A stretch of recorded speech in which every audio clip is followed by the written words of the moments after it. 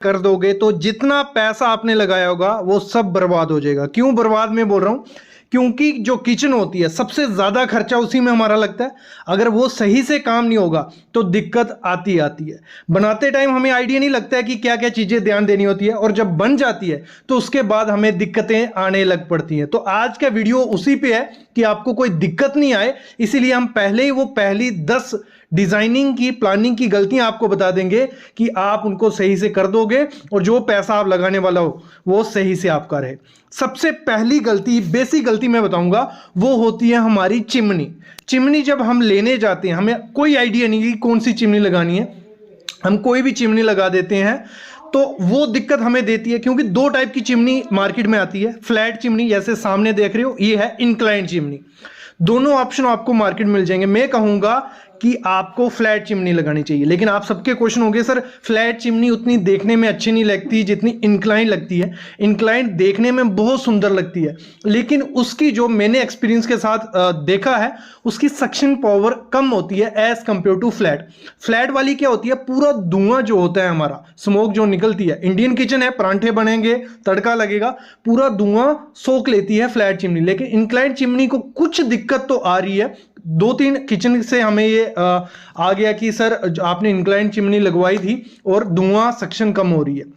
एक चीज और होती है, जो सक्शन की पावर होती है, मतलब धुआं खींचने की शक्ति, वो डिपेंड होती है आपकी किचन कितनी बड़ी है और गैस स्टोव जो हमारा चूल्हा लगा है वो कौन सा है। इस पे मैं आगे बताने वाला हूं कि कैसे आपको चूल्हे के हिसाब से चिमनी लगानी है, जहां आपके किचन के साइज के हिसाब से चिमनी लगानी है, वो आगे मैं बताने वाला हूं। लेकिन हमेशा एक चीज ध्यान रखना, जब भी आप चिमनी लगाओ, भले इंक्लाइन लगाओ जैसे सामने दिख रही है, भले फ्लैट लगाओ, उसकी जो हाइट होनी चाहिए, मतलब चूल्हे से हाइट 600 से 700 mm, मतलब उससे ज्यादा अगर वो होगी तो वो सक्शन अच्छे से नहीं करती है, धुआं अच्छे से नहीं खींचती है। तो ये आपको जो जगह रखनी है वो 2 फुट रखनी है। कितनी? 2 फुट, जहां उससे कम ना, इससे ज्यादा नहीं। दिक्कत आती थी फ्लैट चिमनी में, सर लगता था, तो इसलिए इंक्लाइन चिमनी आई, लेकिन इंक्लाइन चिमनी हमारा धुआं खींच रही नहीं है। लेकिन अभी हम चेक करते हैं कैसे रखना है। पहले तो आपको जब चूज करनी है, जो आपके बर्नर्स रहते हैं, गैस जलने वाली है उसके हिसाब से करनी है। अगर 2 से 4 बर्नर आपकी गैस सिस्टम में है तो आपको 60 सेंटीमीटर चाहिए। कितनी? 60 सेंटीमीटर, और जिसकी कैपेसिटी हो 1200 M³ पर और ऑटो क्लीन वाली, ये सो जो पहले सामने नंबर देख रहे हो। अगर 3 से 5 बर्नर उसमें है तो आपको चाहिए 90 सेंटीमीटर वाली, जिसकी कैपेसिटी हो 1200 M³ पर और के हिसाब से। ये होती है, मतलब कैपेसिटी बहुत इंपॉर्टेंट चीज होती है। कैपेसिटी आपकी किचन के हिसाब से भी होगी। अगर सही कैपेसिटी की आप चिमनी यूज नहीं करोगे, चूज नहीं करोगे, तो आपके किचन में धुआं ही धुआं रहेगा, बहुत खराब दिखती है। एक तो ओपन किचन रखी होती है लोगों ने, और जब धुआं पड़ता है, क्योंकि इंडियन जो घर का खाना बनता है जिस हिसाब से, उसमें धुआं रहेगा ही। सुबह परांठे बनेंगे, तड़के लगेंगे, तो उसमें धुआं रहता ही रहता है। जो चिमनी का कॉन्सेप्ट था वो फॉरेनर का था मोस्टली, तो वहां पे इतने तड़के वगैरह, परांठे वगैरह नहीं बन रहे। लेकिन जब इंडिया में आई तो हमें कैपेसिटी देखनी पड़ती है, उसकी हाइट देखनी पड़ेगी, कितनी हाइट पे उसको लगाना है, और भी चीजें। अभी मैं बताता हूं आपका किचन के साइज के हिसाब से कितने M³ की आपको चाहिए होगी। देखो, इसको सिंपल में समझो। अगर आपकी किचन है स्मॉल कितनी हो गई? 100 स्क्वायर फीट की, मतलब अगर 10 बाई 8 की है तो कितना हो गया? 80 स्क्वायर फुट। तो अगर 100 स्क्वायर फीट की है, तो अगर 700 से 1000 M³ पर और की है तो सही है, मतलब आपको मार्केट में मिल जाएगी 1100 M³ पर और से मिल जाती है। तो वो स्मॉल किचन में। अगर नॉर्मल किचन है 100 से 200 स्क्वायर फीट है तो 1000 से 1200 M³ पर और, ये बोल रहे हैं दुकानदार को। अगर लार्ज है, मतलब 200 स्क्वायर फीट से ज्यादा है आपकी, मतलब 20 बाई 10 की किचन है या 20 बाई 12 की किचन है, बहुत बड़ी किचन हो गई, वो ओपन में लोग रखते हैं, तो आपको 1200 से 1500 M³ पर और के हिसाब से उसकी कैपेसिटी लेनी है। अगर इतनी कैपेसिटी की लोगे, आपके किचन में धुआं नहीं रहेगा। ये ध्यान पहले नहीं दिया जाता। जब घर में खाना बनने लगता है, जब धुआं ही धुआं पूरे घर में होता है, तो ये दिक्कत आती है। उसकी हाइट भी ध्यान रखना, और लेने से मैं कहूंगा फ्लैट ले लो, बहुत अच्छी दिखती है, कोई दिक्कत उसमें नहीं है। इंक्लाइंड लेते हो तो ये चीजें ध्यान देना ही देना, उसकी सक्शन कम होती है, मैं अभी भी बोल रहा हूं। अभी क्या होता है, गलती बहुत बड़ी हो जाती है। जो वाटर प्यूरिफायर हम लोग लगाते हैं उसका हम स्विच भी लगा देते हैं, इनलेट का पॉइंट भी रख लेते हैं। कभी आपने देखा है उसकी ड्रेन पाइप नहीं डालते, मतलब आउटलेट का कोई होता ही नहीं है, प्योरीफायर को आउटलेट का पॉइंट चाहिए, और हम क्या करते हैं, वो ब्लू सी जो आप ये पाइप देख रहे हो सामने, ये क्या करते हैं, लाके नीचे ड्रेन में डाल देते हैं। कितना मतलब ये वियर्ड सा दिखता है। एक मॉडर्न किचन में अगर ये सब रहे तो वो अच्छी चीज नहीं है। आपको हमेशा क्या करना है, जब भी वाटर प्योरीफायर लगवाना है, उसका जो ड्रेन का पाइप है वो पहले ही आपको डलवा देना है। मतलब जैसे दीवार में वो डलवा दिया जाता है, जैसे हमारी इलेक्ट्रिक की पाइप डलती हैं, एसी की पाइप डलती हैं दीवार के बीच, वैसे ही आपको एक आउटलेट के लिए प्योरीफायर के अंदर दीवार में एक पॉइंट डाल देना है कि जो आपकी ब्लू सी ये लाइन है सीधी उसमें चले जाए और नीचे ड्रेन में बाहर नहीं दिखे। ये बहुत खराब चीज होती है। ये मोस्टली 80 से 90% इस चीज को प्लान नहीं किया जाता है, और ये आपको प्लान प्रॉपर से करना ही करना है। और जब भी वाटर प्योरीफायर लगाया जाता है, हम क्या करते हैं, उसको ओपन में छोड़ देते हैं। ये मोस्टली मैंने देखा है कि पहले इतना दिमाग नहीं रहता है कि ओपन में छोड़ देते हैं, नहीं भी छोड़ते, कुछ लोग नहीं छोड़ते हैं, और उसको क्या करते हैं, इनबिल्ट करवाते हैं, अंदर करवाते हैं। वो क्या करते हैं, पहले ही उसका फ्रेम बना देते हैं, और फिर उसमें, क्योंकि जो फ्रेम का साइज होगा उस हिसाब से हमें वाटर प्योरीफायर लेना पड़ेगा, और जब हम मार्केट में जाते हैं उस हिसाब से हमें जो प्योरीफायर हमें चाहिए होता है वो उस साइज में होता ही नहीं है, तो वो दिक्कत आती है। तो आपको क्या करना है, पहले ही वाटर प्योरीफायर ले लेना है, उसका साइज देखना है कितना साइज है, किसी भी कंपनी का उठा लो, उसका साइज देख के उस हिसाब से आपको वहां बॉक्स बनाना है, और बॉक्स के अंदर रखोगे तो वो प्रॉपर सा मॉड्यूलर किचन हुआ। ये नहीं कि वो ओपन में है, उसकी ड्रेन की पाइप ऐसे बाहर से जा रही है। तो ये गलती भी होती है, और ये बाद में हमें पता चलता है जब सब फिटिंग हमारी हो गई होती है। और अगली गलती क्या हो जाती है, काउंटर हाइट में। काउंटर हाइट किस पे, हम मिस्त्री पे छोड़ देते हैं, या खुद से भी बोल देते हैं 32 रख दे, 33 इंच रख दे, वो अपने हिसाब से रखता है। वो नहीं देखता कि इस किचन में कौन काम करने वाला है, उसकी हाइट कितनी है, 4 फुट है, 4.5 है, 5 है, 5.5 है, 6 फुट है। वो हाइट पे डिपेंड होना चाहिए आपके काउंटर की हाइट। नहीं तो दिक्कत क्या आती है, जब वो काउंटर पे हाइट ज्यादा होगी या कम होगी, जो काम कर रहा होगा ना, उसे हमेशा दिक्कत रहेगी, उसको कमर में दर्द रहेगी, नेक में दर्द रहेगी, क्योंकि उसको झुक के काम करना पड़ेगा, तो वो दिक्कत रहती है। तो हमेशा आपको जब भी काउंटर की हाइट आपकी रखनी है, वो प्रॉपर से रखनी है। किसके हिसाब से, जो आपकी किचन में वुमेन या जो भी काम करने वाला है मैक्सिमम टाइम। तो देखो, हाइट आपको इस तरीके से रखनी है, जब आपका जो भी मेंबर होगा जो घर का काम करेगा वो 4-4.5 फीट से 5.2 फीट का होगा, तो आपको काउंटर की हाइट रखनी है 30 से 33 इंच। अगर 30 से 33 इंच रखोगे, उस आदमी के कमर में दर्द भी नहीं होगी और वो अच्छे से काम कर सकता है। अगर उसकी हाइट होती है 5.2 इंच से 5.8 इंच तक, तो उसकी जो काउंटर की हाइट आपको रखनी है वो रखनी है 33 से 36 इंच।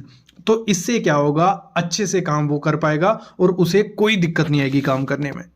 अगर वो काम करने वाला है 5 फुट 8 इंच से लेके 6 फुट 1 इंच तक, तो 36 से 39 इंच आपको हाइट रखनी है काउंटर टॉप की, और 6 फुट 1 इंच से 6.5 फुट तक है, तो आपको हाइट रखनी है 39 इंच से लेके 42 इंच। ये आपको अपने उसको बता देना है जो काउंटर आपका बना रहा होगा मिस्त्री, भले वो मार्बल का बना रहा है भले वो लकड़ी का बना रहा है। तो ये बहुत इंपॉर्टेंट चीज़ है जो लोग पहले ध्यान नहीं देते हैं, बाद में दिक्कत आती है, कमर में दर्द, माइग्रेन वगैरह ये सब चीज़ें आ जाती हैं, क्योंकि किचन में पूरे दिन सुबह से शाम तक काम करना होता है और डेली करना है। एक ऐसी जगह है ये।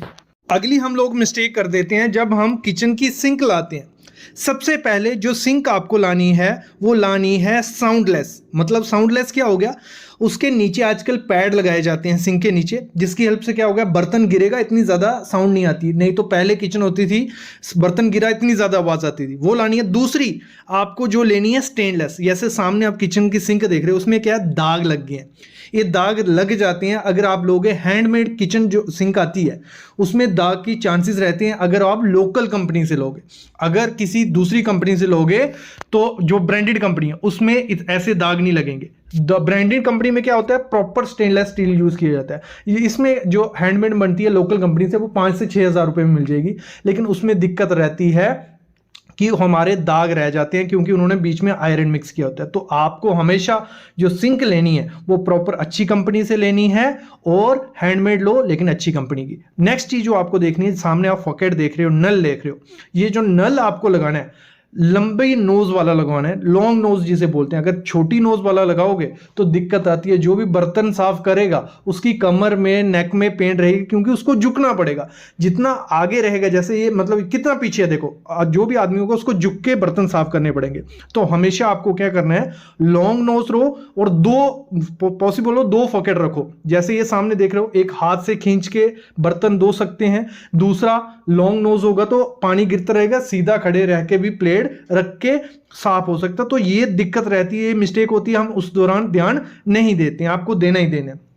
नेक्स्ट आपको क्या करना है, जब आपकी पार्टीशन की जा रही होती है, काउंटर बनाया जा रहा होता है, तो आपको जो ग्रेनाइट यूज करना है वो ग्रेनाइट, नेचुरल ग्रेनाइट यूज करना है। हम लोग क्या कर देते हैं, आर्टिफिशियल ग्रेनाइट यूज कर देते हैं। जैसे ये सामने देख रहे हो, ये आर्टिफिशियल ग्रेनाइट है, मतलब असली ग्रेनाइट नहीं है, ये मार्बल की तरह, उसकी टाइल की तरह है। और थोड़े टाइम बाद क्या होगा, ऐसे स्क्रैच आ जाएंगे। ये सामने स्क्रैच देख रहे हो, ये आर्टिफिशियल जब हम ग्रेनाइट लगा देते हैं ऐसे स्क्रैच दिखते हैं, तब ये बहुत चमक रहा होता है। और विद इन मंथ क्या 15 दिन बाद ये ऐसी हालत हो जाती है। तो आपको हमेशा क्या करना है, नेचुरल ग्रेनाइट लगाना है। आपको 150 से 170 रुपए पर स्क्वायर फीट मिल जाएगा। नेचुरल ग्रेनाइट लगाओगे, लुक भी अच्छी रहती है, पूरी उम्र रहता है, ना उसमें स्क्रैच आते हैं, ना टूटने का डर होता है। तो आपको हमेशा वो चीज करनी है। और जब भी पार्टीशन करनी है, मैं बोलूंगा मार्बल से नहीं करो, आपको पार्टीशन करनी है लकड़ी से। ये जैसे मार्बल की पार्टीशन की है, ऊपर ग्रेनाइट डाला है, ग्रेनाइट से पहले मार्बल डालना। जो पार्टीशन की बात कर रहा था, ये पार्टीशन देख रहे हो, ये पार्टीशन आपको बोर्ड से करनी है, प्लाई बोर्ड से। इससे फायदा क्या है, इससे फायदा ये होगा, जो आपके चैनल रहते हैं ना, तो आपकी जो जाली ट्रॉलीज रहती हैं उनको अंदर बाहर करना है। अगर आपने लकड़ी के लगाए होंगे, आपकी ट्रॉली लूज नहीं होगी, हमेशा फिक्स रहेगी जैसे पहले दिन थी लास्ट दिन तक। लेकिन अगर मार्बल में ये ट्रॉलीज लगाते हो, चैनल लगाते हो, 1-2 महीने बाद वो लूज हो जाती हैं और दिक्कत आती है। और आपको हमेशा ट्रॉलीज कौन सी यूज करनी है, ये सामने इनोटेक वाली करनी है, जो पीवीसी प्लास्टिक की रहती है। जैसे एसएस और प्लास्टिक को मिक्स करके ट्रॉलीज बनाई गई हैं, तो ये इनका वेट कम होता है, तो चैनल अच्छे से चलते रहते हैं। लेकिन सिर्फ जो स्टेनलेस स्टील की जालियां आती हैं, वो लगाने से होता क्या है, वो भारी होती हैं, थोड़े टाइम में चैनल लूज हो जाते हैं और आपकी ये लग पड़ती हैं। तो ये चीज भी आपको पहले ही ध्यान देनी है, नहीं तो दिक्कत आएगी ही आएगी। चीज करनी है जब भी आपको किचन बनानी है ना, तो इंडियन किचन है यार, तड़का लगना है, परांठे बनने हैं, धुआं होगा ही होगा। तो कुछ लोग क्या करते हैं कि हमने चिमनी लगा दी, हमें विंडो नहीं लगानी है, वो अच्छी नहीं दिखती है, किचन पूरी बंद से रहनी चाहिए, वो गलती कर देते हैं। आपको वेंटिलेशन मस्ट रखनी है विंडो, भले आप अच्छी से अच्छी चिमनी लगा लोगे, लेकिन जो नेचुरल वेंटिलेशन रहेगी उसी से आपका जो धुआं है वो डिकम्पोज बाहर निकल जाएगा और चिमनी धुआं सक्शन करेगी और वेंटिलेशन रहेगी, आपकी किचन हमेशा फ्रेश सी रहेगी। तो आपको क्या करना है, वेंटिलेशन मस्ट रखनी है, चिमनी लगाओ और वो साइज देख के लगाना है, जैसे मैंने स्टार्टिंग में वो लगाया। भले आपकी ओपन किचन है या बंद किचन है, तो आपको वो चीज़ करनी ही करनी है। अभी किचन की प्लानिंग करते टाइम एक वो बहुत बड़ी गलती हम लोग कर देते हैं, स्टोरेज का चक्कर। मतलब स्टोरेज नहीं रखनी है, कहाँ दालें रखनी है, कहाँ आटा रहेगा, कहाँ हमारा मटेरियल रहेगा, वो प्लानिंग बिल्कुल नहीं होती। जैसा हमारा मिस्त्री कारपेंटर करके जाता है, वही हम उसी भरोसे रहते हैं। तो आपको क्या करना है, जब किचन बना रहे हो, अगर आपके पास जगह अवेलेबल है, तो मैं कहूँगा एक 2x2 का या 3x3 का एक छोटा सा स्टोर मस्ट बना लो। जो भी उससे होगा क्या, आप आटा वहां रख सकते हो, आलू, ऑनियन, ये सब चीजें आप छोटे से स्टोर में रख सकते हो। और सामने की किचन आपकी मॉड्यूलर बनने जा रही है, तो वो देखने में अच्छी लगनी चाहिए। तो मॉड्यूलर किचन में ये होता है कि सब चीजें हिडन रहे और बाहर हमारी सिर्फ खूबसूरती रहे। तो वो उसी से पॉसिबल होगा कि छोटा सा आपने पीछे स्टोर बनाया। स्टोर नहीं है आपके पास, जगह किचन की जितनी है, तो उसमें आपको क्या करना है, प्रॉपर से कैबिनेट बनाने हैं, जहां हमारी दालें रहेंगी, जहां हमारा रेफ्रिजरेटर रहेगा, जहां हमारा माइक्रोवेव रहेगा, ये रहेगा वो रहेगा। तो प्रॉपर से स्टोरेज आपको कर देनी है। किचन डिजाइन करते एक और बहुत बड़ी गलती आप लोग कर देते हो, जो डस्टबिन होता है हमेशा बाहर रहता है। जैसे सामने आप देख रहे हैं मॉड्यूलर किचन और डस्टबिन बाहर पड़ा हुआ है, ऐसा कुछ नहीं है। आपका जो डस्टबिन होना चाहिए प्रॉपर, आपका मतलब जहां आपके कैबिनेट्स बन रहे हैं उनके पीछे उसको फिट करवाना है, कि आपका जो डस्टबिन वगैरह है वो अंदर रहे। भले वो गीला सामान उसमें डालना है, भले ड्राई डालना है, तो दोनों आपके अंदर कैबिनेट के अंदर रहेंगे, तो वो सही से प्लानिंग होती है। और ये चीज़ हम पहले ध्यान नहीं देते हैं जब भी मॉड्यूलर किचन बना रहे होते हैं। नेक्स्ट चीज़ आपको क्या करना है, जब भी मॉड्यूलर किचन बनाने, इस ट्रायंगल को फॉलो करना है, वर्क ट्रायंगल। इसमें क्या है, आपकी एक कोने पे सिंक रहेगी, एक कोने पे स्टोव और दूसरे कोने पे रेफ्रिजरेटर। इससे क्या होगा, इन तीनों जगह में आपका 3 से 4 फीट का डिस्टेंस होना चाहिए। कि अगर आप सिंक पे काम कर रहे हो, तो आप इजीली स्टोव तक जा सको ये 2 स्टेप्स में, और 2 स्टेप्स में आप रेफ्रिजरेटर के साथ, अगर ये सिंक और रेफ्रिजरेटर पास पास होगा तो पानी के छींटे वहाँ पड़ेंगे, स्टोव के साथ होगा तो पानी की छींटे वहाँ पड़ेंगे। तो आपको इस ट्रायंगल को फॉलो करना है कि इस हिसाब से आपका होना चाहिए कि एक कोने में आपका रेफ्रिजरेटर हो, सिंक हो, स्टोव हो। तो यही रूल मंत्र होता है जब भी हम किचन को डिज़ाइन करते हैं, तो आपको ये फॉलो करना ही करना है, इससे आपकी किचन परफेक्ट तरीके से बनती है। अगली चीज़ ध्यान रखनी है, जब भी गैस स्टोव हम लेने जाते हैं कोई ध्यान नहीं देते, जो हमें 3 वाला देता है हम 3 वाला ले लेते हैं, हमें 4 वाला देता है वो 4 वाले लेते हैं। आपको गैस स्टोव वैसे ही लेना है जैसी आपकी रिक्वायरमेंट होगी, कि आपको बर्तन का साइज़ देखना है, क्योंकि 4 वाला होगा तो उससे छोटे छोटे बर्तन ही चढ़ा सकते हैं। तो आपको देखना है कि आपको 3 बर्तन चढ़ाने हैं, आपके बर्तन का साइज़ कैसे है, वैसे ही गैस स्टोव भी आपको चूज़ करना होता है। ये तो कुछ बातें जब आप